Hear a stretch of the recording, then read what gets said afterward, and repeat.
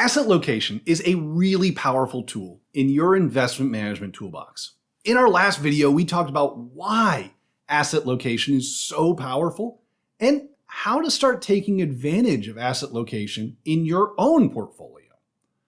But it was a lot more tell than it was show. This time around, I want to actually show why using asset location to make sure your investments are in the right place can lead to higher after-tax returns for you and your retirement.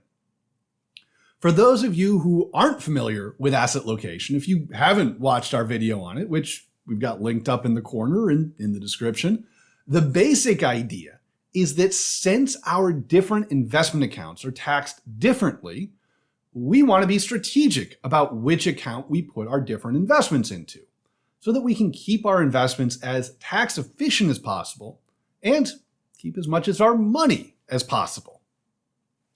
Last time, we talked through the asset location matrix to start figuring out how to solve the asset location puzzle.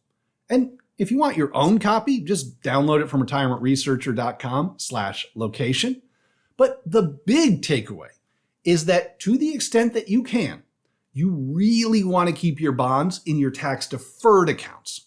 Though it's important to remember that asset allocation, what you want to own in your portfolio overall, takes precedence over your asset location. But it's important to see how asset location actually works, and also just how big of an impact it can actually have. And the easiest way to see how all of this works is to just look at an example. I admit there will be some numbers here, but I've done all the math for you already, so you don't need to worry. That said, I still want to keep things relatively straightforward, so it's easier to track. Plus, I've got to do out the math on my end. What we're going to be doing, though, is running through an example for 30 years. On one side, we'll be ignoring asset location and keeping everything the same between the different accounts. And on the other side, we'll pay attention to asset location.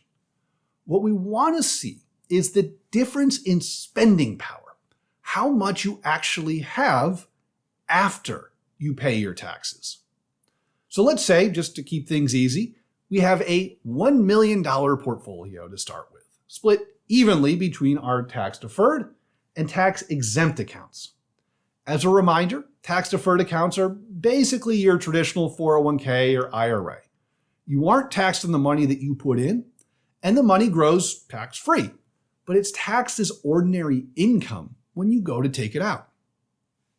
On the other hand, tax-exempt accounts are things like your Roth IRA or Roth 401k. You invest after-tax money, but you don't owe any taxes on it after that point. And we'll also assume that we don't have any taxable money in the mix. This helps to keep things simple, since your taxable accounts have an ongoing tax drag, which makes the math kind of hard, but it also reduces the impact of asset location, since you have one fewer degree of freedom that you're working with, and your taxable account is the one where taxes have the biggest impact. Now, we need to decide how we're going to invest our money. Let's assume we'll stick with the traditional 60-40 portfolio, 60% stocks and 40% bonds. We'll also assume that our stocks have an annual return of, say, 8% per year, and our bonds get 3% per year. There's no magic in these numbers, but we do need some numbers to work with. And then our last two assumptions are that we'll say that we're going to be in the 24% tax bracket when we go to take our money out, and we're going to have a 30-year investment horizon. So after all of that wind-up, let's look at our two scenarios. On the left here, we're looking at our no asset location side, where both accounts have the same allocation. And then on the right, we've got our asset location side, where we don't have the same allocation in both accounts.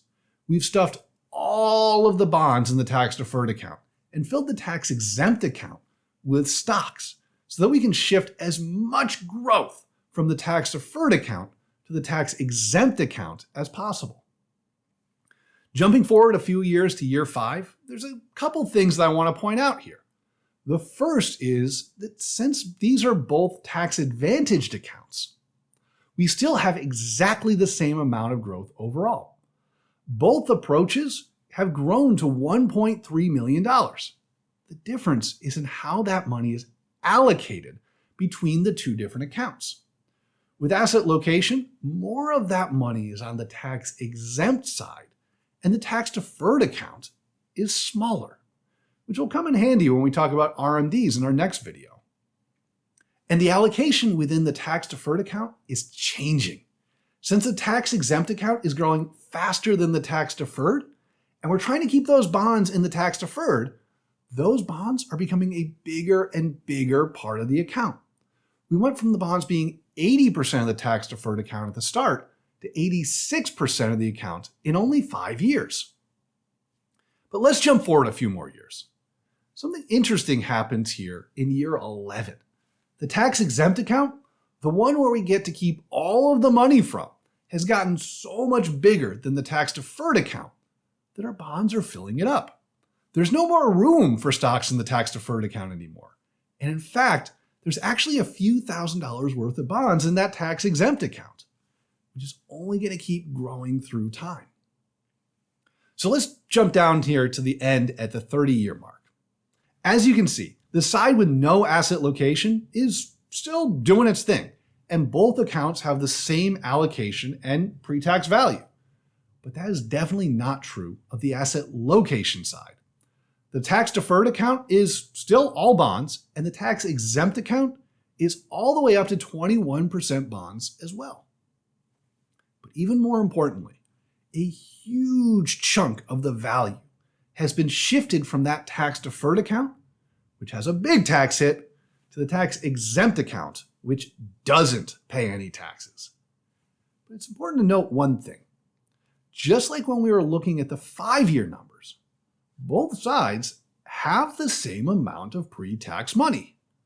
We've just been shuffling the growth around. Oh, it's been a decent amount of shuffling.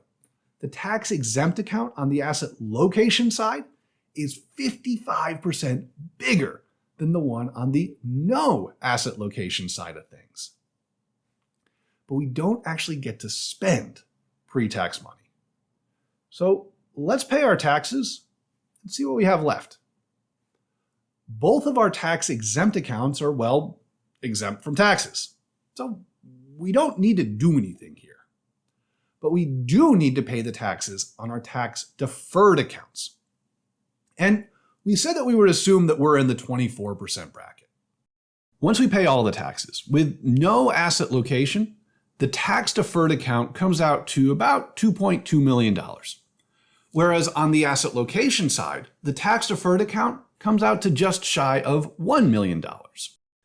But when we add everything up, asset location, just paying a little bit of attention to where we put things, got us an extra $400,000. Another way, the after-tax value of the accounts was 7.5% higher when we used asset location than when we didn't. All for being just a little bit organized. And remember, if we included the taxable account or spent the money down throughout retirement like a normal person and not a thought experiment, the difference would have been even bigger. If you want to get your own copy of the asset location matrix so that you can do this for yourself, head over to retirementresearcher.com/location. It's here on the screen, and we've also got it down in the description below. And just remember, try to get your bonds in your tax-deferred account, if at all possible. If this was helpful, be sure to like this video and subscribe to our channel so that you can see what we're up to. If you have any questions on this or any other questions that you'd like me to address, just drop them in the comments below. You can also check us out on the web at retirementresearcher.com and make sure to sign up for our weekly newsletter to keep up to date with everything that we're doing.